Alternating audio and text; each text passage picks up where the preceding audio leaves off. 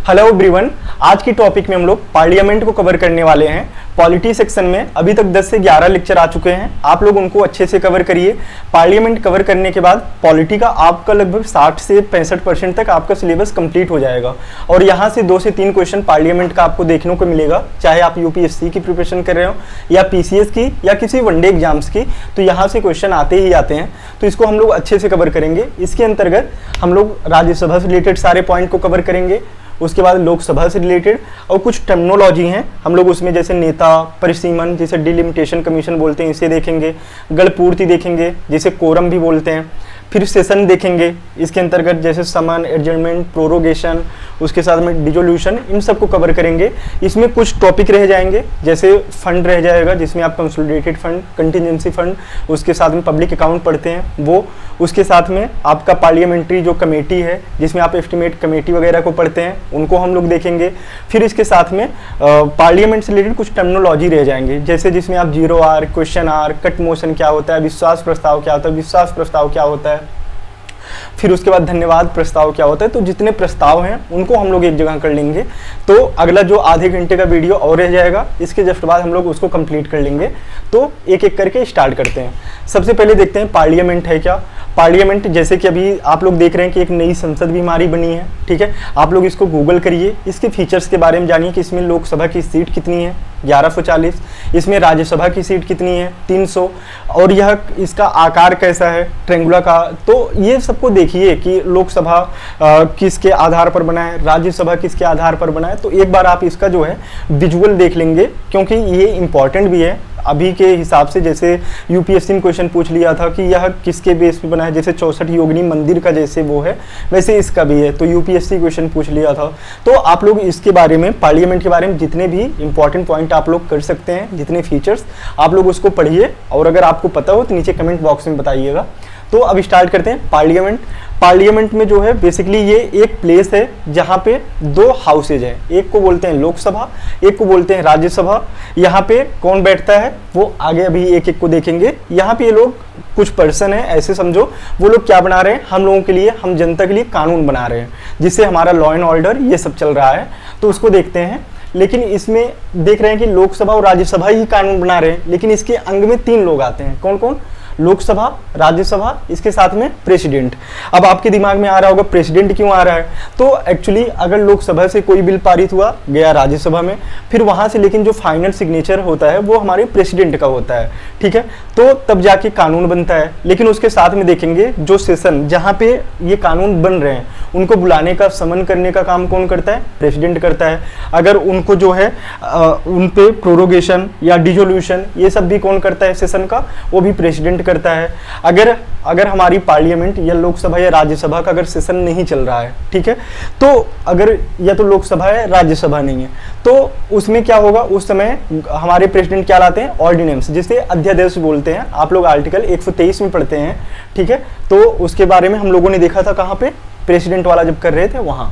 तो इतना याद रखिए, जैसे ऑर्डिनेंस, सेशन, इसके साथ में अगर मनी बिल के लिए पूर्व सहमति से, किसकी सहमति से आता है? प्रेसिडेंट की। तो ऐसे बहुत सारे पावर्स हैं, लॉ और कानून, इन सबको लेके प्रेसिडेंट को, इसलिए जो है इसको भी अंग के रूप में शामिल किया गया है। लेकिन जो गौर करने वाली बात है वो ये है कि यह किसका, जो हमारी संसद है, इसका सदस्य नहीं है लेकिन अंग है, ठीक है। तो ये इंपॉर्टेंट है, याद रखिएगा, किसी पीसीएस में पूछ लिया था, ठीक है। अब बात करते हैं कि ये हमारे कॉन्स्टिट्यूशन में है कहाँ।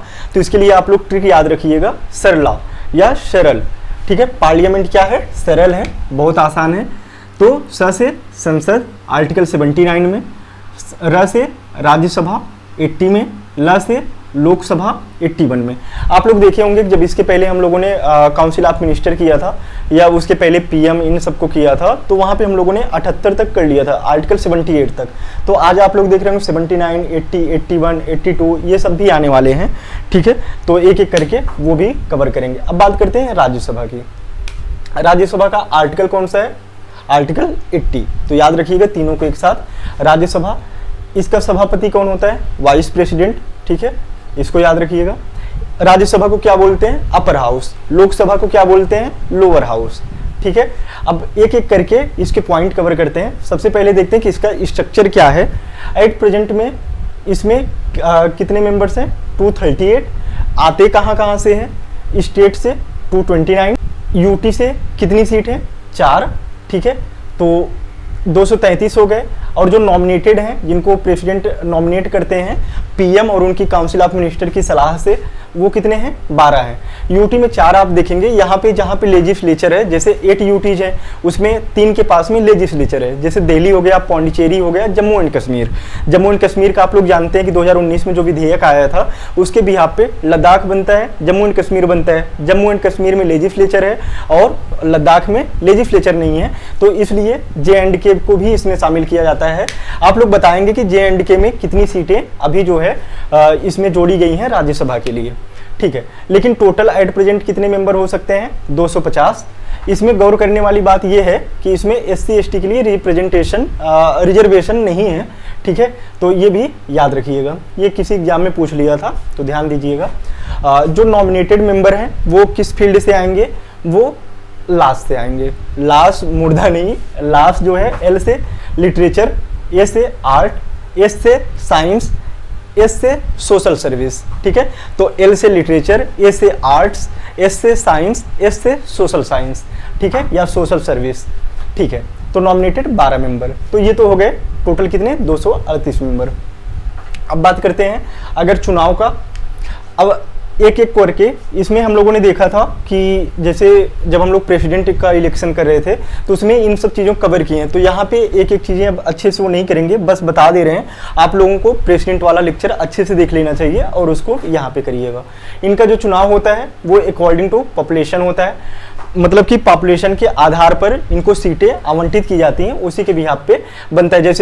जैसे यूपी है, यूपी में कितनी सीटें हैं 31 सीटें हैं, लेकिन यही चीज़ जैसे त्रिपुरा में 1 ही सीट है, यूपी में 31 सीट है, ठीक है, राज्यसभा की। लेकिन अगर यही चीज़ यूएसए में देखेंगे तो यूएसए में क्या है, यूएसए में वहाँ पे जैसे 100 सीट है टोटल सीनेट में, जो वहाँ का अपर हाउस है उसको सीनेट बोलते हैं, ठीक है, तो वहाँ पे 100 सीट है तो 50 वहाँ पे स्टेट है, तो 2 सीट हर एक स्टेट के लिए वहाँ पे अलॉट है। लेकिन ऐसा अपने यहाँ नहीं है, हमारे यहाँ जैसे जितना बड़ा वहाँ पे पॉपुलेशन है उसी के आधार पर सीटों का आवंटन किया गया है, ठीक है। तो ये जो है आनुपातिक प्रतिनिधित्व प्रणाली, एकल संक्रमणीय मत, ठीक है, और ये जो है अनुपाते 1 आप लोग याद रखिएगा, ठीक है। इसको थोड़ा सा बता ही देते हैं। इसमें बेसिकली ये होता है, जैसे मान चलो हम 3 मेंबर ऐसे खड़े हैं, ठीक है, और इस बेस पे किसका किसका चुनाव होता है, प्रेसिडेंट का, वाइस प्रेसिडेंट का, ठीक है, लेजिस्लेचर काउंसिल का और राज्यसभा का, इन सब का चुनाव इन्हीं के आधार पर होता है। इसमें बेसिकली ये होता है, जैसे मान के चलो कि मैं हूँ, मेरा कोई एक दोस्त है, जैसे मैं सत्यम, और यहाँ पे किसी को ले लेते हैं अरुण,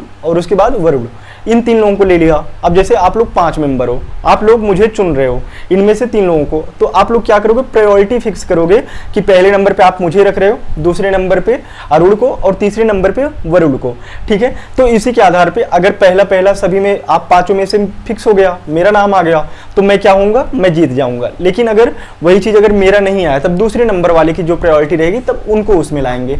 तो बेसिकली ये इसी से होता है। और अगर आपको अच्छे से डिटेल्स देखना है तो आप लोग प्रेसिडेंट वाला लेक्चर कवर करिएगा। इसका जो निर्वाचन करते हैं स्टेट लेजिस्लेचर के जो मेंबर्स हैं वो मिलके करते हैं, ठीक है। 7वें अमेंडमेंट 1956 के द्वारा यूटीज को जोड़ा गया बाई पार्लियामेंट एक लॉ बना के। तो दिल्ली से कितनी सीट जोड़ी गई, 3, पौंडीचेरी से 1, मोस्ट इंपॉर्टेंट है, याद रखिएगा। इसके बाद आरपीए 1951 में एक अमेंडमेंट होता है 2003 में। इसके पहले होता ये था कि जो राज्यसभा के मेंबर थे ये फिक्स होते थे कि जिस स्टेट से हैं उसी स्टेट से वो चुनाव लड़ सकते हैं। लेकिन अभी जो है जो निवास की बाध्यता थी ये हटा दी गई है, ठीक है, यहाँ से। लेकिन जो लोकसभा में है वो निवास की बाध्यता उसमें है। और इनके लिए अभी जो पहले गुप्त मतदान की वो होती थी, अब क्या हो गई है, खुला मतदान। तो ये दोनों फैक्ट इंपॉर्टेंट है, कई बार ये यूपीएससी पीसीएस में पूछ चुका है, तो ध्यान दीजिएगा। अब बात करते हैं कि इनके राज्यसभा के मेंबर बनने की शर्तें क्या हैं। पहला तो है सिटीजन ऑफ इंडिया होने चाहिए, सेम लोकसभा के लिए भी है। इनकी एज कितनी होनी चाहिए, 30 ईयर, ठीक है, 30 साल। और ये ऑफिस ऑफ प्रॉफिट के पद पे नहीं होने चाहिए, ठीक है। और कुछ इनकी शर्तें हैं जो आरपीए 1951 में है। हम लोग आरपीए 1951 को अच्छे से कर ही लेंगे, ठीक है, तो इसको देख लेंगे बाद में। अब बात करते हैं, वैसे गवर्नेंस वाले में ये आता है। कार्यकाल की बात करें तो पहली बात तो राज्यसभा कभी समाप्त नहीं होती है। जैसे आप लोग देखेंगे कि जो लोकसभा है इसका डिसोल्यूशन भी हो जाता है, ठीक है, या विघटन भी हो जाता है, लेकिन राज्यसभा का विघटन नहीं होता है। ये आप लोग याद रखिएगा। ये जो कार्यकाल है ये इनके सदस्यों का कार्यकाल है, ठीक है, ये इनके सदस्यों का कार्यकाल है। कितने साल के लिए? 6 साल के लिए। 2 साल पे 1/3 मतलब कहें 1/3 मेंबर, ठीक है, 2 साल पे हटाए जाएंगे, ठीक है, तो ये याद रखिएगा। इसके बाद इसमें ऐसे सदस्य जिनको 2 साल से ज़्यादा की सज़ा मिल जाती है, सेम चीज़ लोकसभा में भी है, 2 वर्ष या उससे ज़्यादा की सज़ा मिल जाए उनको कोर्ट के द्वारा, तो क्या हो जाएंगे, वो जो है इसकी सदस्यता के लिए अर्ह नहीं होंगे। और इसके बाद होता क्या है कि 6 साल तक वो कोई चुनाव भी नहीं लड़ सकते हैं, 6 साल तक चुनाव भी नहीं लड़ सकते हैं। इसलिए आप लोग देख रहे होंगे कि जैसे राहुल गांधी का भी वो चल रहा था ना, तो बीजेपी गवर्नमेंट यही चाह रही है कि अगर वो जो है 2 साल के लिए अगर उनको सजा मिल जाती तो अगले 6 साल के लिए भी चुनाव नहीं लड़ पाएंगे। तो मेन मामला ये है। अगर हम बात करें राज्यसभा को कुछ विशिष्ट शक्तियाँ मिली हुई हैं, उसमें पहला ये कि जैसे आप लोग आर्टिकल 249 पढ़ते हैं, अभी हम लोग आगे देखेंगे भी, जब हम लोग सेंट्रल स्टेट रिलेशन करेंगे तो सेंट्रल स्टेट रिलेशन में ये सब आर्टिकल्स अच्छे से आएंगे। राष्ट्रीय महत्व का कोई सब्जेक्ट अगर देना है या करना है, वो कौन करेगा? ये राज्यसभा के पास शक्ति है। वाइस प्रेसिडेंट को हटाने की जो प्रक्रिया सबसे पहले स्टार्ट होती है कहाँ पे? राज्यसभा में। जो ऑल इंडिया सर्विसेज है उसके लिए जो पावर्स हैं वो जो है किसके पास है? राज्यसभा के। अगर बनाना है, किसको नहीं बनाना है, तो उसके लिए जो है राज्यसभा डिसाइड कर लेता है, तो इसको याद रखिएगा। अब इसके बाद बात करते हैं लोकसभा की। लोकसभा जिसे लोअर हाउस भी बोलते हैं, ठीक है, क्योंकि इसमें लोग कहाँ से जाते हैं? इसमें हम लोग चुनते हैं, इसमें जो भी मेंबर्स होते हैं, ठीक है। जैसे इसमें जो मोदी से लेके आप जिनको देख रहे हैं, जैसे इसमें आप लोग देखेंगे कि जैसे राज्यसभा के अंदर ऐसे लोग भी हैं जैसे जो जानकार हैं, जैसे आप जयशंकर को ले लो, ठीक है, जयशंकर जी हमारे क्या हैं? फॉरेन मिनिस्टर हैं, ठीक है, तो उनके पास में नॉलेज इतनी है कि राज्यसभा इसलिए भी बनाया गया कि बहुत सारे लोग तो चुन के नहीं जा सकते हैं, लेकिन उनके पास नॉलेज की कमी नहीं है, तो लॉ, कानून ये सब अच्छे से बन सकें, तो उनके लिए भी जो है राज्यसभा बनाया गया। और लोकसभा में ऐसे लोग भी हैं जो पढ़े लिखे नहीं हैं, आप लोग अच्छे से भली बात जानते हैं, ठीक है, वो भी वहाँ पे पहुँच जाते हैं। तो बेसिकली लोकसभा को लोअर हाउस बोलते हैं। इसका स्ट्रक्चर क्या है? इसमें 530 मेंबर हैं स्टेट से, 13 हैं यूटी से, और 2 एंग्लो इंडियन होते थे, लेकिन एंग्लो इंडियन को जो 104वां अमेंडमेंट है उसके द्वारा ये एंग्लो इंडियन की सीट खत्म कर दी गई। तो ये मोस्ट इंपॉर्टेंट है, आप लोग याद रखिएगा। मैक्सिमम कितनी सीट हो सकती है? 550। इसमें मैक्सिमम कितनी हो सकती है? 250। अगर इसकी शर्तों की बात करें तो इसकी एज कितनी है? 25 साल। और राज्यसभा कितनी थी? 30 साल। राज्यसभा अपर बोल रहे हैं तो यानी कि इससे कुछ ज़्यादा ही होगा, तो कितने साल ज़्यादा है? 5 साल। इन सिटीजन ऑफ इंडिया होने चाहिए, वही ऑफिस ऑफ प्रॉफिट के पद पे नहीं होने चाहिए। अब इसमें देखते हैं कि जो इसकी अध्यक्षता करता है, जैसे लोकसभा है, अब इसका कोई अध्यक्ष होगा, जैसे इसमें आप लोगों ने सभापति को देखा था, इसके साथ में उपसभापति भी होता है, तो हम लोगों ने सभापति, उपसभापति, तो इनके बीच में डिफरेंस क्या होता है? जैसे ये जो है राज्यसभा के मेंबर नहीं होते हैं, उपसभापति राज्यसभा के मेंबर होते हैं, इनका कार्यकाल जो वाइस प्रेसिडेंट है 5 साल होता है। फिर उपसभापति का कार्यकाल कितना होता है? 6 साल होता है, क्योंकि वो राज्यसभा का मेंबर है, इसीलिए उनका 6 साल होता है। तो ये सब भी हम लोगों ने वाइस प्रेसिडेंट वाले टॉपिक में किया था कि ये सभापति और उपसभापति में क्या अंतर है। अब उसके बाद हम लोग यहाँ देख रहे थे कि अध्यक्ष और उपाध्यक्ष को देख लेते हैं, ठीक है। तो जो अध्यक्ष हैं उनका अगर चुनाव देखें, चुनाव कौन उनका तय करता है? प्रेसिडेंट तय करते हैं, ठीक है। और ये आते कहाँ से हैं? जो जैसे लोकसभा के जितने मेंबर्स हैं वो मेंबर्स में से ही किसी एक को चुन लेते हैं, ठीक है, और वही क्या हो जाते हैं? स्पीकर हो जाते हैं। अध्यक्ष को क्या बोलते हैं? स्पीकर। कई जगह आपको स्पीकर देखने को मिलेगा, ठीक है, क्योंकि लोग इतना हुड़दंगे ही करने लगते हैं, चप्पल पत्थर मारने लगते हैं, तो उससे क्या करते हैं कि अब स्पीकर है तो स्पीकर पे तेज तेज से बोलेंगे, तो ऐसे आप लोग ध्यान दीजिएगा, ठीक है। इनकी जो कोई शपथ इनकी अलग से नहीं होती है, जो स्पीकर हैं इनकी अलग से शपथ नहीं होती है, जो लोकसभा के मेंबर हैं उसी के बिहाफ पे ये क्या लेते हैं? अपना शपथ कंप्लीट करते हैं, ठीक है। तो ये चुनते किस में है? लोकसभा के जो मेंबर हैं उसी में से चुने जाते हैं। इनकी चुनाव की डेट कौन तय करता है? प्रेसिडेंट तय करता है। इनकी अलग से कोई शपथ नहीं होती है। जो चौथा मोस्ट इंपॉर्टेंट पॉइंट है वो ये है कि जैसे ब्रिटेन में देखेंगे तो ब्रिटेन में जो लोकसभा का अध्यक्ष होता है, स्पीकर होता है, वो जैसे स्पीकर बना तो अपनी दल की अपनी गरिमा बनाए रखने के लिए, अपने पद की गरिमा बनाए रखने के लिए वो अपने दल से इस्तीफा दे देता है। ठीक है, तो जिससे उसके ऊपर प्रेशर ना रहे कि जैसे कोई बिल गया या फिर उनको बोलना है, जैसे मोदी जी के कोई सहयोगी हैं उनको बोलना है। अब स्पीकर अगर बीजेपी का ही है तो वो क्या करेंगे, उनको बोलने का ज़्यादा टाइम देंगे और राहुल गांधी का माइक बंद हो जाएगा। ठीक है तो खैर जोक सपाट, आप लोग बस याद रखिएगा कि चुनाव प्रेसिडेंट तय करेंगे। ठीक है, और ये जिस संसदीय समिति का सदस्य होते हैं उसके प्रमुख ऑटोमेटिक बन जाते हैं, और इन 2-3 के तो रहते हैं। कार्य मंत्रालय जो समिति है, नियम समिति है, इसके प्रमुख कौन होते हैं, स्पीकर होते हैं। फिर इनसे रिलेटेड कुछ इंपॉर्टेंट पॉइंट हैं, ये बार बार एग्जाम्स में पूछ लेते हैं, इनको देख लेते हैं। जो मनी बिल है, ये है मनी बिल है कि नहीं है, ये कौन डिसाइड करता है, ये जो है हमारे स्पीकर डिसाइड करते हैं। जैसे आप लोग देखेंगे आधार को भी मनी बिल के रूप में पारित किया गया, तो वैसे आप लोग ध्यान देंगे कि मनी बिल में यही नहीं आता कि वो बस पैसे से रिलेटेड हो। ठीक है, तो मनी बिल है कि नहीं है, ये कौन डिसाइड करता है, वो स्पीकर डिसाइड करता है। लेकिन मनी बिल किसकी पूर्व सहमति से आता है, वो प्रेसिडेंट की आता है। ठीक है, ज्वाइंट सेशन जब होता है उसकी अध्यक्षता कौन करता है, ज्वाइंट सेशन की वो करता है स्पीकर। और जब कोई चीज़ ज्वाइंट सेशन में जाता है तो वो किससे पारित होता है, साधारण बहुमत से। ठीक है, साधारण बहुमत से। इसके साथ में एक और इम्पॉर्टेंट पॉइंट है कि साधारण बहुमत, जैसे लोकसभा और राज्यसभा के मेंबर्स तो आ गए ज्वाइंट सेशन में, साधारण बहुमत से पारित भी होता है, लेकिन ये सिर्फ किसके लिए होता है, साधारण विधेयक के लिए होता है। ठीक है, अगर कोई साधारण विधेयक है, अगर राज्यसभा ने 6 महीने के लिए उस पर सुनवाई नहीं की है तो भी ज्वाइंट कमीशन बुलाया जा सकता है, या अगर वैसे बुलाया गया तो इसमें जो भी पारित होगा साधारण बहुमत से होगा, साधारण विधेयक। ठीक है, और ज्वाइंट सेशन किसके लिए नहीं बुलाया जा सकता है, जो मनी बिल है। ठीक है, मनी बिल और इसके साथ में जो अपना संविधान संशोधन है। ठीक है, तो जो कॉन्स्टिट्यूशनल अमेंडमेंट है उनके लिए भी ये ज्वाइंट सेशन नहीं बुलाया जा सकता है। अब बात करते हैं कि निर्णायक मत की। ठीक है, तो जो ये स्पीकर होते हैं, स्पीकर मत नहीं देते हैं, लेकिन अगर बराबर कहा गया कि 50 मेंबर इधर 50 मेंबर इधर, तो ये अपना निर्णायक मत देते हैं। ठीक है, जिसे कास्टिंग वोट बोलते हैं। तो कास्टिंग वोट कौन देता है, स्पीकर देते हैं। ठीक है, 10th शेड्यूल के आधार पे दल बदल का राइट किसके पास में है, कि ये भी स्पीकर के पास में है। लेकिन आप लोग देखेंगे कि जो अब इसका पहले जो है सुप्रीम कोर्ट या हाई कोर्ट इसका पुनर्विलोकन नहीं कर सकते, लेकिन अभी जो है इसका पुनर्विलोकन कर सकते हैं इनके डिसीजन का। अब बात करते हैं कि इनकी वरीयता का, वरीयता CJI के बराबर है। ठीक है, citizen chief justice of India, और ये 7वें नंबर पे आते हैं।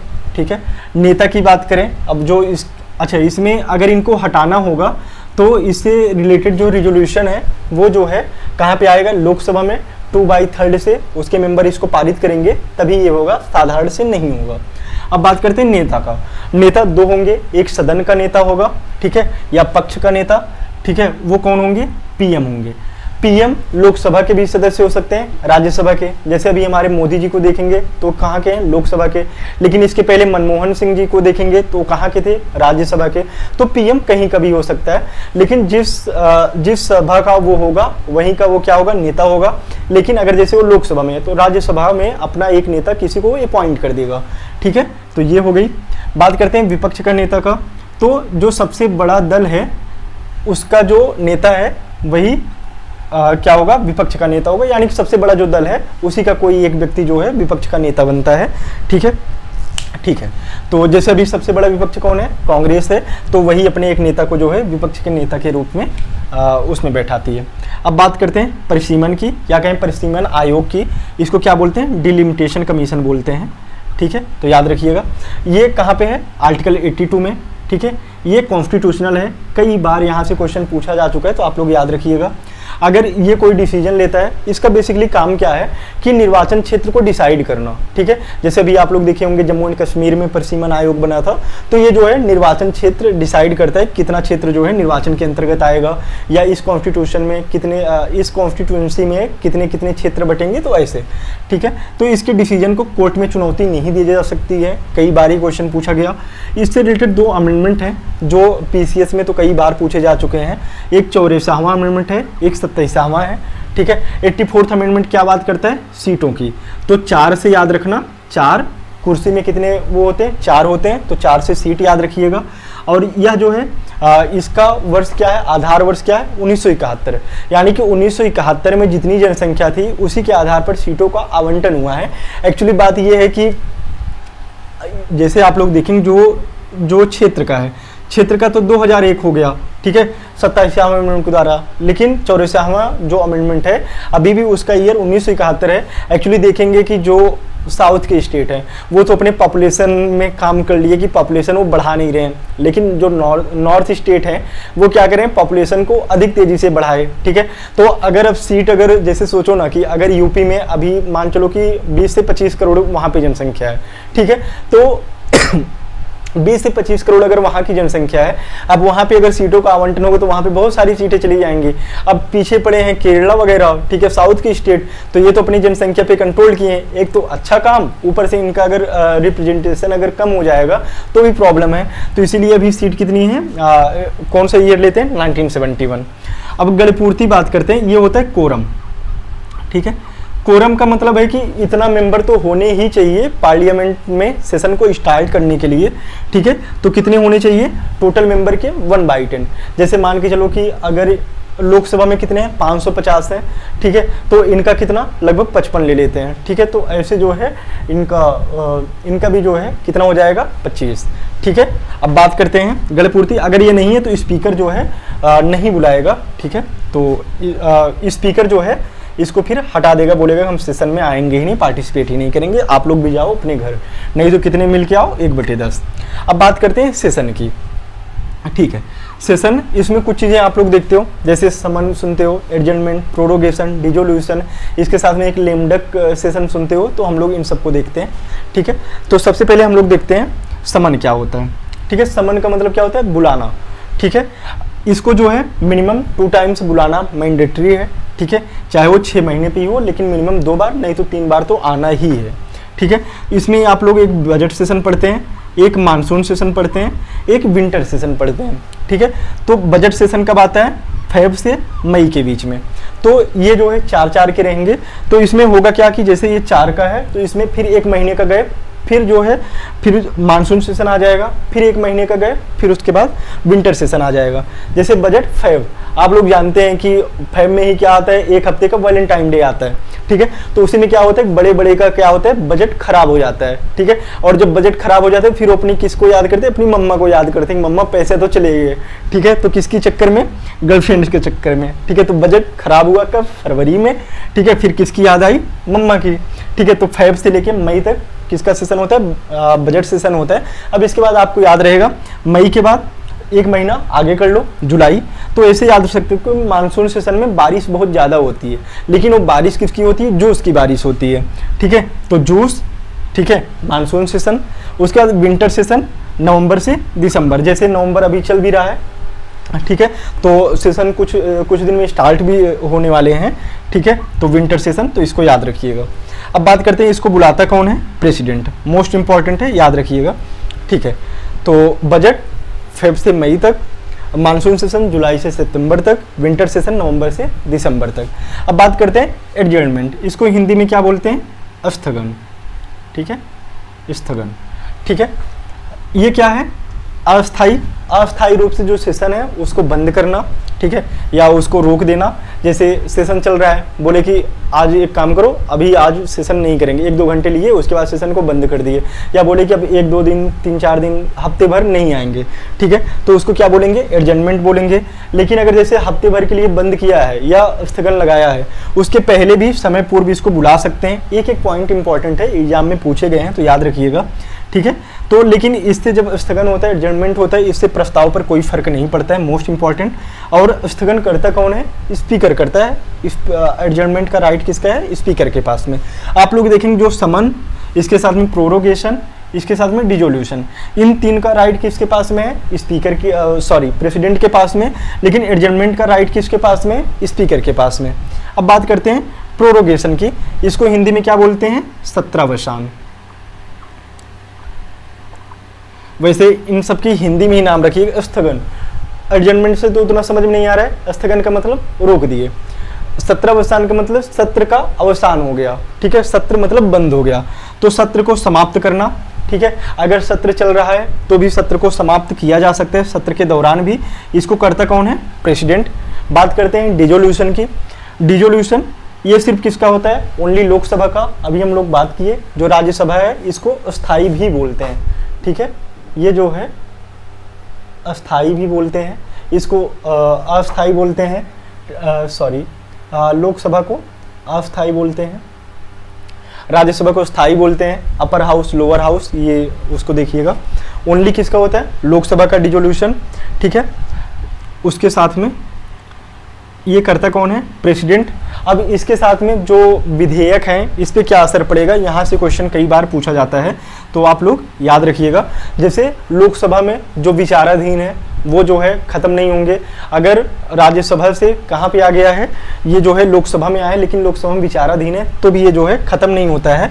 लेकिन अगर इसकी जगह पे लोकसभा से पारित है और राज्यसभा में विचाराधीन है तो ऐसे जो विधेयक हैं वो खत्म हो जाते हैं, ठीक है। तो लोकसभा में जो अगर विचाराधीन है वो खत्म नहीं होंगे, लेकिन अगर राज्यसभा से पारित हो गया है, ठीक है, अगर लोकसभा से पारित हो गया है, राज्यसभा में जाके विचाराधीन है तो उसको जो है खत्म माना जाएगा।